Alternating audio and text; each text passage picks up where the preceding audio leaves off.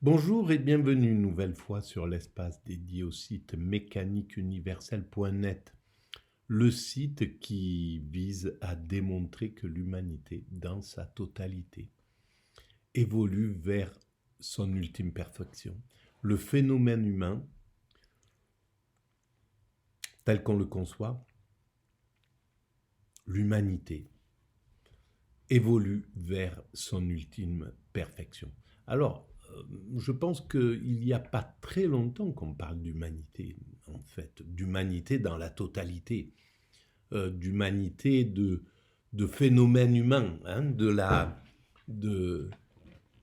la, l'évolution de l'humanité.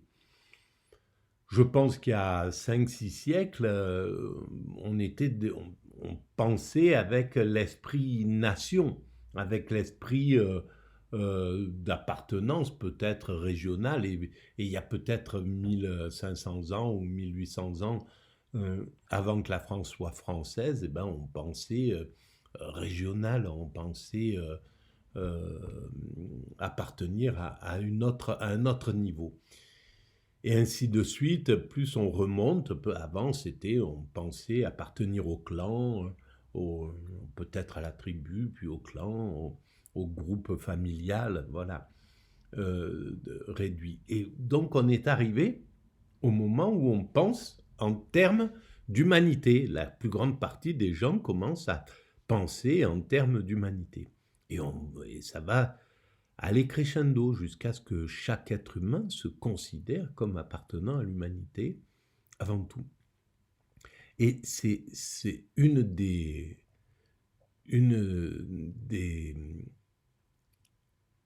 qualités, on pourrait dire, euh, qui concerne l'état de perfection, la capacité de fonctionner universellement, de fonctionner ensemble, vraiment, l'ensemble humain, et en osmose avec son environnement, donc avec une, une fraternité, une conscience de l'écosystème et de l'importance de l'écosystème majeure. Alors il faudra quelques siècles pour atteindre ce niveau d'évolution, mais c'est notre destinée. Alors, je continue ma réflexion à partir de mes réflexions, mes délires, on pourrait dire, à partir de, cette, de ce travail sur France Culture à propos de la euh, de la métaphysique, pardon. La métaphysique est-elle un délire? C'est le numéro 1 euh, sur 4 audios qui seront proposés, parce que c'est cette semaine actuellement que c'est en train de se dérouler. Donc, je relance la vidéo, j'en suis à 25 minutes sur 50 et quelques, on y va. Et je découvre en même temps et je commente. Moment où croire en Dieu, c'est-à-dire poser la représentation de Dieu, l'investir théoriquement, c'est placer les choses, la totalité des choses, il dit le monde, dans la perspective qui va lui donner un sens. Alors évidemment, Wittgenstein, il pense que le sens, d'une certaine façon, n'est pas un objet, n'est pas quelque chose qui tombe dans le registre des énoncés scientifiques sur des états de choses. Le sens du monde est hors du monde, en un certain sens, mais néanmoins, il y a un point de vue qui permet à la question d'émerger. Il y a encore un sens à dire, il y a une perspective que la question sous laquelle la question du sens du monde émerge, et Dieu nomme cette perspective. Alors, je vais quand même vous demander... Alors, c'est ça qui est intéressant, c'est que la théorie de la mécanique universelle, eh ben, elle est pile poil dans cette chose-là. Elle vise à à démontrer qu'il y a un sens à l'évolution, qu'il y a un sens, et que ce sens est lié à ce que nous appelons Dieu, au principe créateur, au principe qui a mis en œuvre cet univers. Donc voilà, c'est tout ce que je voulais dire. Si le fait de prétendre accéder au grand dehors par rapport à nos pensées n'est pas, au fond, un désir de toute puissance qui a beaucoup habité la science-fiction. Alors, dans Matrix, en 1999, film de Lily Wachowski et Lana Wachowski, il y a un personnage, Neo, qui... Bon, simplement une petite intermède. Je suis désolé de couper la parole à Géraldine Mulman. Mais, je suis désolé, il caille. Donc, allez, on se remet un petit truc. Donc, qu'est-ce que je voulais dire de s'interroger alors sur le sens du monde, le divin. Oh mince, je sais plus. A l'impression qu'il y a une sorte de matrice première et à un moment donné, Morpheus, autre personnage... Ah oui, c'était ça, de quitter le désir de sortir de soi, d'accéder à l'extériorité de la vie, savoir s'il y a vraiment quelque chose à l'extérieur de notre conscience avec laquelle nous sommes en prise constante. Eh bien, c'est pas un désir... oui, alors peut-être à la marge, ça peut être un désir de devenir Dieu, en somme, d'être ce qu'il y a à l'extérieur, puisque c'est le divin qui serait à cet endroit en réalité. Oui, alors effectivement, c'est le désir, c'est un désir d'être Dieu. Mais c'est aussi la curiosité, c'est aussi simplement le désir de confirmer tout ce qu'on imagine, tout ce qu'on a créé. Savoir si la réalité, vraiment, elle existe, si tout ce que nous... Mais je pense que c'est le désir de chaque créateur, en somme, et nous sommes tous des créateurs, finalement. Donc, celui qui veut savoir s'il y a véritablement,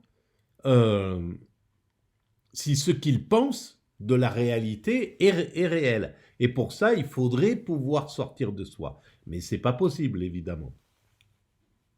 Pour l'instant.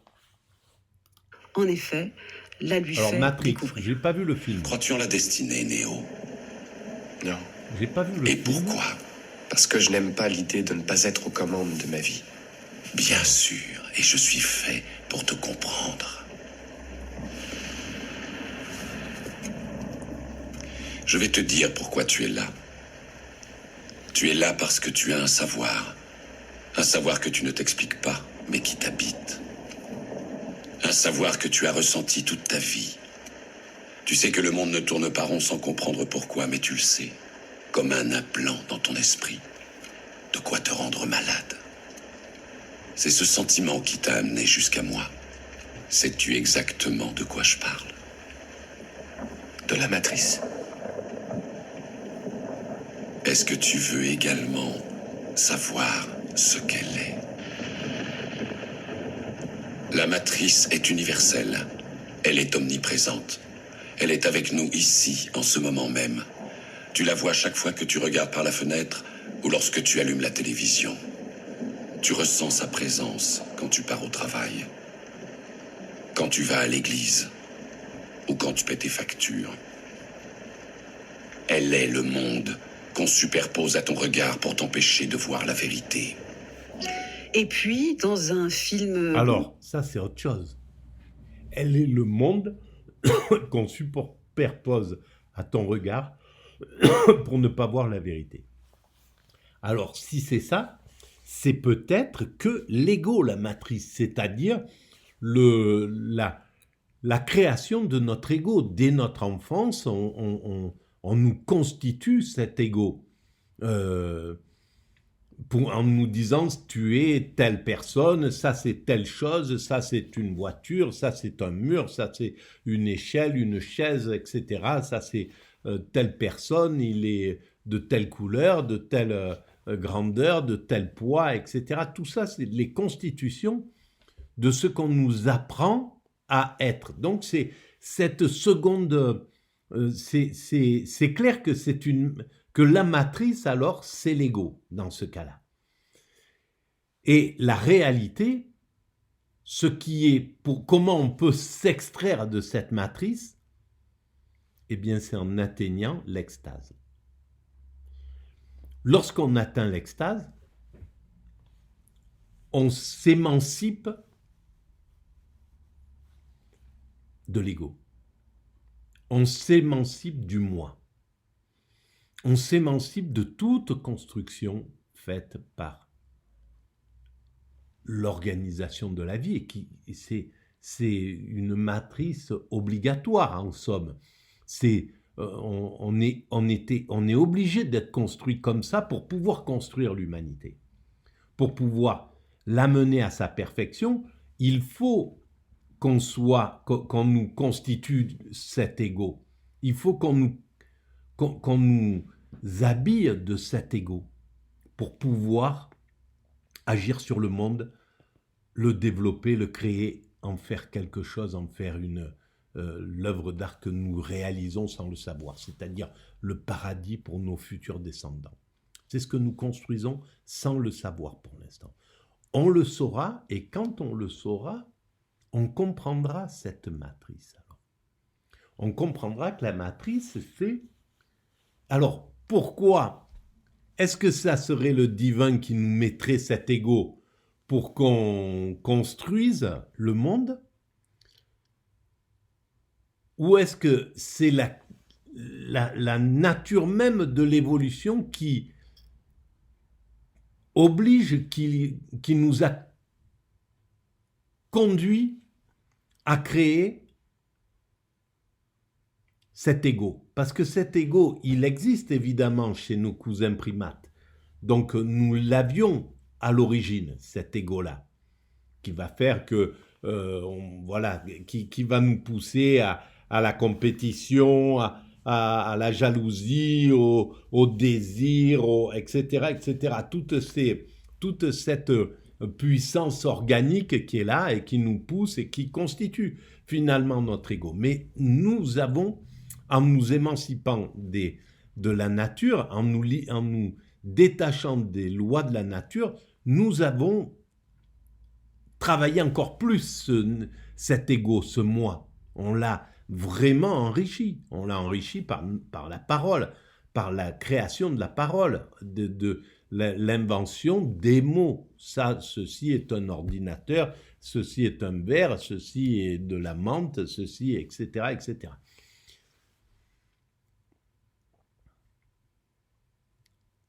Et on l'a enrichi pour pouvoir construire cette humanité, notre base, quoi. Qui est sorti à peu près au même moment, en 1998, un film réalisé par Peter Weir, Le Truman Show, un personnage qui s'appelle Truman Burbank, interprété par Jim Carrey, pensait vivre sa vie tout à fait normalement et découvre à un moment que tout ce qui lui est arrivé, en réalité, a été orchestré par le producteur d'une émission, au fond, de télé-réalité. Tu n'as absolument rien à craindre. Tu crois? Je te connais mieux que tu ne te connais. Il n'y a pas de caméra dans mon crâne. Tu as peur. Et c'est pour ça que tu ne t'en iras pas. Je ne t'en veux pas. Je comprends. Je ne t'ai pas quitté des yeux toute ta vie. Je t'observais quand tu es venu au monde. Je t'ai vu marcher tout seul le jour où tes parents t'ont lâché la main. Je te regardais la première fois que tu es allé à l'école. Et quand tu as mis ta première dent de lait sous ton oreiller. Et aujourd'hui, tu voudrais partir? Non, ta place est ici. Avec moi. Alors là, je ne l'ai pas vu non donc, plus. Et ce film, je suis un peu archaïque dans tout ça.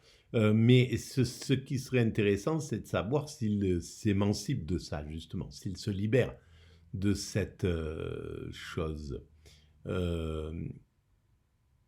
Et bon, voilà, il a vécu sa vie, même sous ce regard-là, même si c'était le cas, même si c'est ce qui nous attend, hein, quand la fin de notre existence se précise et qu'on passe dans une autre dimension où que ça s'arrête et qu'à ce moment-là, on voit, bon, ben voilà, tu étais dans une sorte de réalité, merci, tu nous as aidé à faire évoluer les choses, mais bon, voilà, c'est possible, hein, on peut tout imaginer, hein, évidemment. Mais, alors, ce qui fait dire quand même que l'intelligence humaine, elle est intéressante pour la créativité, mais elle va très loin, et l'intelligence sans le cœur, l'intelligence sans amour, c'est problématique. C'est problématique. Parce que plus on devient intelligent et plus on développe, à mon sens, une sorte de perversion. Si l'intelligence n'est pas mêlée à de l'amour. L'amour d'autrui, l'amour de la planète, l'amour, voilà. C'est un producteur de télé qui tire les manettes. Dans le cas de Matrix, c'est un peu plus complexe, mais il y a quand même quelqu'un qui a accès à la matrice et qui fait accéder quelqu'un d'autre à ce savoir. Élie During, vous avez écrit sur Matrix. Est-ce que vous n'avez pas l'impression que ceux qui affirment faire de la métaphysique au titre d'un savoir se situent dans cette position de toute puissance divine, qui est là, une sorte de certitude de toucher, je reprends votre expression, les choses ultimes? Oui, enfin, la puissance de la fiction, là, c'est en fait d'incarner cette demande, ce demande de sens, ce besoin de fondement dans le cadre d'une narration où il y a effectivement, on est confronté à la matrice qui est un principe d'illusion, c'est une simulation qui simule un monde parfaitement réaliste auquel on adhère immédiatement, mais qui s'avère être en effet une production, une simulation. Et donc là, on est dans le thème un peu classique de déchirer le voile de Maya, le voile des phénomènes, ce qu'évoquait Schopenhauer, pour atteindre à quelque chose qui serait au-delà. Mais cette pulsion, ce besoin-là, il prend d'abord la forme, je pense, et le film le thématise aussi de façon plus subtile, par ailleurs, la forme d'un sentiment d'inconsistance du réel tel qu'il est vécu de plein pied, apparemment, le réel simplement vécu, mais non interrogé, le réel qui n'est pas placé dans la perspective d'une exigence de vérité, de fondement. C'est un réel qui, au fond, est inconsistant, qui manque. Bien sûr, et il ne peut pas donner de sens. C'est pour ça que vivre un réel comme ça, sans s'interroger toute son existence, fait qu'à la fin de sa vie, on se retrouve complètement stupéfait de ce qui s'est passé. On n'a rien compris, on a vraiment le sentiment d'avoir rien compris, d'avoir traversé cette existence sans... Alors, si on s'est bien comporté, etc., qu'on a eu une vie à peu près éthique et qu'on a transmis nos données, on peut se contenter de ça et mourir en paix en disant, bon ben voilà, j'ai fait mon boulot, mais on ne comprend pas. Et c'est l'heure où il faut commencer à se poser des questions. Quand on arrive à ce moment-là où il faut se dire, bon ben, qu'est-ce qui se passe, où je vais, qu'est-ce qui se passe maintenant, quoi, voilà. Où plus rien n'a de sens, finalement. La seule chose qui a du sens, c'est le sens de l'humanité, peut-être, à ce moment-là. Ça serait vraiment à réfléchir. Manque de cohérence, qui manque de sens. Et c'est ce sentiment de l'inconsistance que l'idée de la matrice comme simulation universelle vient en quelque sorte incarner. Mais je veux dire que si on place d'emblée la question en termes d'un certain type de théorie métaphysique, un certain type de concept vise à parler de la réalité en soi, le grand dehors, je pense qu'on manque le point de départ, qui n'est pas du tout une volonté d'atteindre le grand dehors. Le grand dehors est une façon de nommer le problème de fond qui est qu'on ne peut pas se contenter du récit qu'on se Bien donne sûr. en vivant les choses de plein pied sans les interroger. C'est la Bien question sûr. de Socrate Ah ben et de voilà. Platon. Vous m'avez C'est-à-dire, dit que c'est pas juste une pensée, c'est un savoir. C'est pour ça que je... Non, c'est un besoin d'existence. C'est un problème d'existence. On a besoin de ce. Pourquoi vous faites de la philosophie? Ben pour ça, justement, parce que les questions, on peut pas garder, on peut pas évoluer correctement quand on est construit comme ça pour se demander ce qu'on fout là, pourquoi on est là, qu'est-ce qui se passe. Eh ben, en fait, cette question, elle interroge tout le monde. Sauf que la matrice, justement, ou le monde, la société, va faire que elle nous empêche d'y penser, mais par bonheur, hein, parce que si ça serait... c'est assez perturbant dans la mesure où à de nombreuses questions, nous n'avons pas de réponse à donner. Donc, c'est pas très agréable de se poser ces questions métaphysiques. C'est pas le plus... bon, c'est intéressant parce que pour ceux qui aiment se torturer l'esprit, qui aiment jouer avec les concepts, etc., et réfléchir, et se creuser la tête et essayer de découvrir, c'est les chercheurs de trésors, quoi. Mais en dehors de ça, c'est pas très agréable. Je me permets de revenir. Mais Vous c'est êtes un le savoir, seul à parce- avoir assumé oui, ici Mais la position du savoir. ça pose un problème que si on réduit d'emblée le savoir à l'idée du savoir empirique, c'est-à-dire un gabarit de connaissances qui est celui, disons, de l'objectivité scientifique en un sens très, très, très rudimentaire. Qu'est-ce qu'il est intelligent? Alors ça, c'est vraiment superbe ce qu'il dit. Mais bien sûr, si on reste sur le savoir, il est varié, il est beaucoup plus important que le savoir mathématique ou le savoir empirique ou le savoir... Et ce savoir empirique, une fois qu'on y plonge, on voit qu'il est inconsistant. C'est pas un savoir... on se gourre en croyant le matérialisme, la vision matérialiste des choses, la vision phénoménale du monde. On se gourre, c'est pas... Mais il faut se gourer, c'est normal. Ça fait partie de ces... on a besoin de ça. On a besoin de croire que c'est le phénomène qui est important et qu'on doit comprendre. On doit analyser les phénomènes et à partir de là, et puis pas partir dans les délires métaphysiques. Mais ils y sont. Et en fait, une connaissance étayée sur des données factuelles, sur des états de choses qui peuvent être observés, qui peuvent être établis par des protocoles d'observation. Bon, si on est dans cette conception-là de la science et du savoir a fortiori, alors en effet, la connaissance ou le savoir métaphysique sont immédiatement douteux. Mais il n'y a pas de raison de réduire le savoir à cette figure grotesque qui est celle de la représentation empirique, quoi. Pierre Casounogues, quand vous Très juste. écrivez une métaphysique Très du bord de juste. mer, moi je l'ai lu votre livre, hein, vous évoquez tout ce que la mer représente pour nous les humains, dans notre histoire, dans nos angoisses, dans nos réflexions sur sa couleur qui change, son immensité. Bon, en quoi faites-vous de la métaphysique? En fait, je me suis dit, ça pourrait s'appeler phénoménologie d'un bord de mer, c'est-à-dire la mer telle qu'elle nous apparaît avec nos sens, mais aussi telle que nous y pensons, la façon dont nous raisonnons sur elle. Par exemple, si nous sommes des navigateurs, avec de l'entendement qui précède l'expérience sensible, mais qui quand même est connectée à elle. Pourquoi ça s'appelle métaphysique et pas juste la mer comme phénomène pour nous?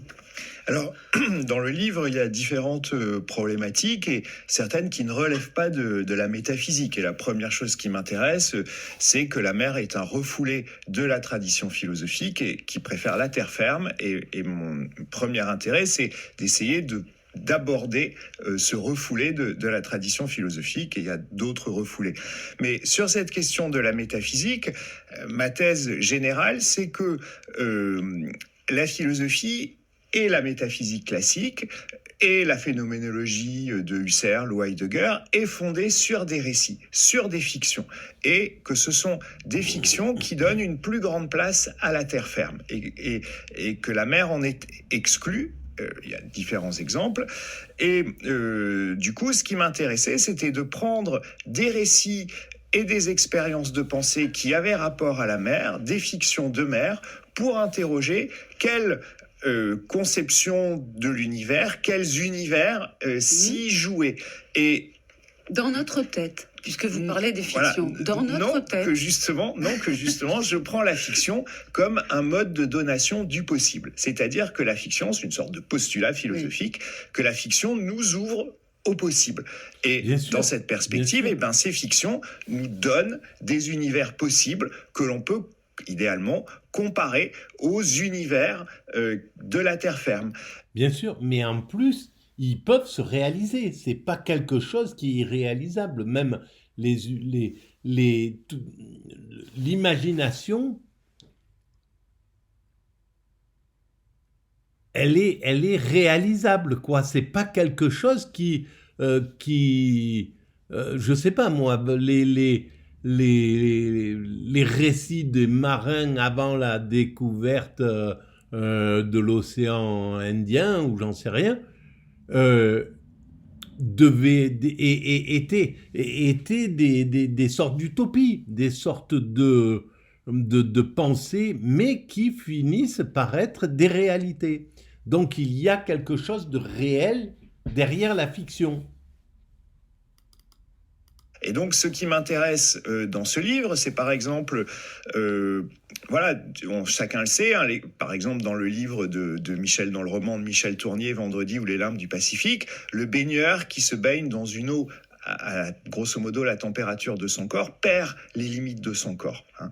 Qu'est-ce que c'est que de vivre dans un univers dans lequel pour m'être baigné presque dans une température comme ça, très proche, l'année où il y a eu la canicule très forte en France qui avait fait des ravages.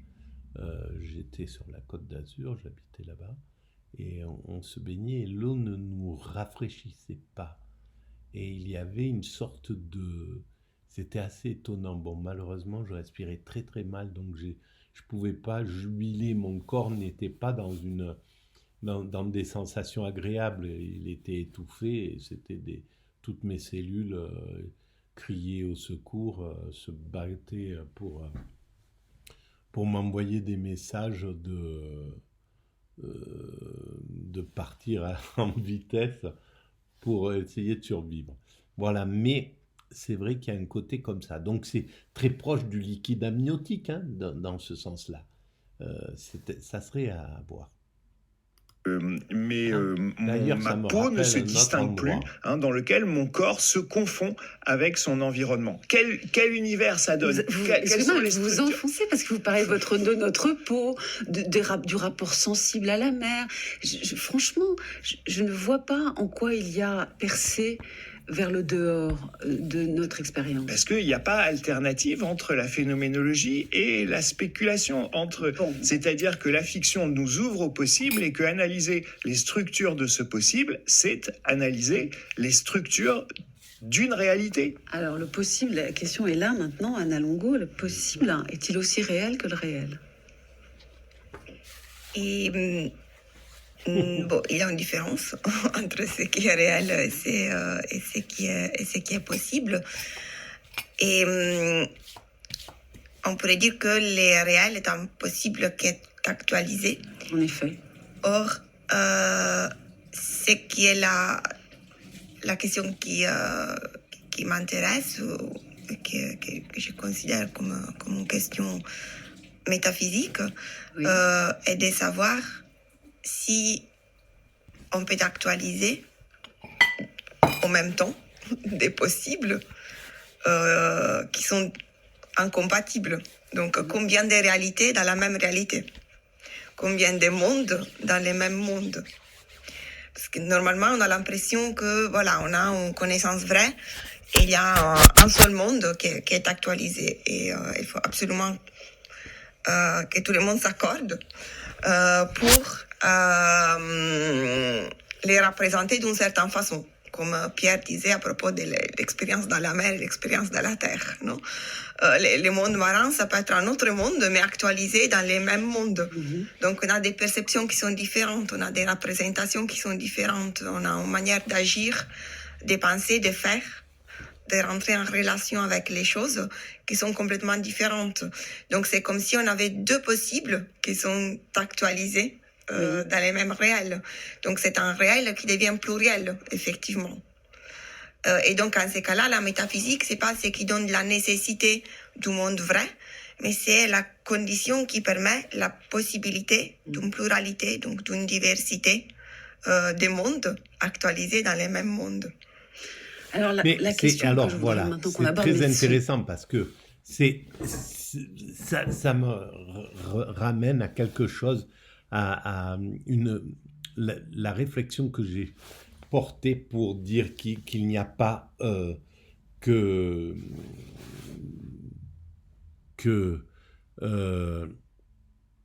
tout est écrit, qu'il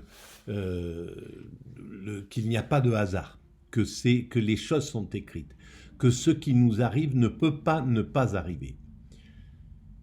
Ce qui va se passer demain dans mon existence, c'est exactement tout ce qui est déjà prévu pour cette existence-là. Il n'y a pas... C'est déjà en lien, c'est déjà... même si c'est...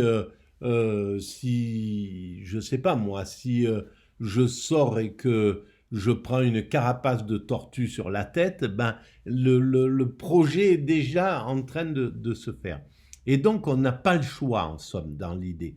Mais sauf que je dis qu'il faut croire au choix, que notre constitution mentale fait que on croit à l'illusion du choix. C'est une obligation pour se sentir bien, parce que sinon, on rentre dans un fatalisme absolu, mais qui serait génial, hein, le fatalisme absolu, c'est-à-dire je me laisse porter parce que tout ce qui m'arrive doit m'arriver, donc il n'y a plus aucun souci, j'avance, je fais mes choses, et puis tout ce qui advient, je l'adore parce que c'est ce qui doit m'arriver, c'est tout, voilà. Alors ça c'est génial, mais ça brise un peu de notre lutte contre l'adversité, contre justement le fatalisme, pour pouvoir créer les choses. Donc pour construire la perfection de l'humanité, il faut lutter contre cette chose-là. Mais on n'a pas droit à deux issues. Là, je vais, dans un quart d'heure ou dans 5 minutes, j'aurai fini la vidéo, je vais peut-être me lever à gauche, à droite ou à l'arrière ou enjamber la table. Quoi que je fasse,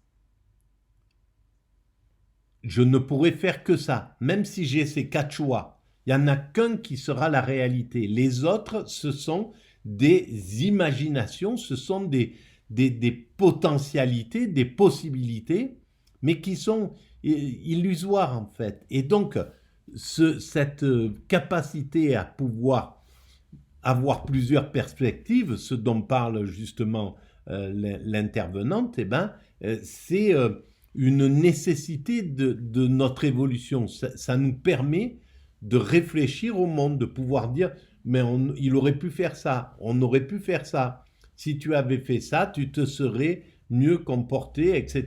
Tu ne serais pas allé dans le ravin. Voilà. Et donc, pour la prochaine fois ou pour les autres, c'est tout un travail pour ça. Mais ce qu'il a fait, c'était d'aller dans ce ravin. Il ne pouvait pas. Maintenant, c'est fait, c'est fait.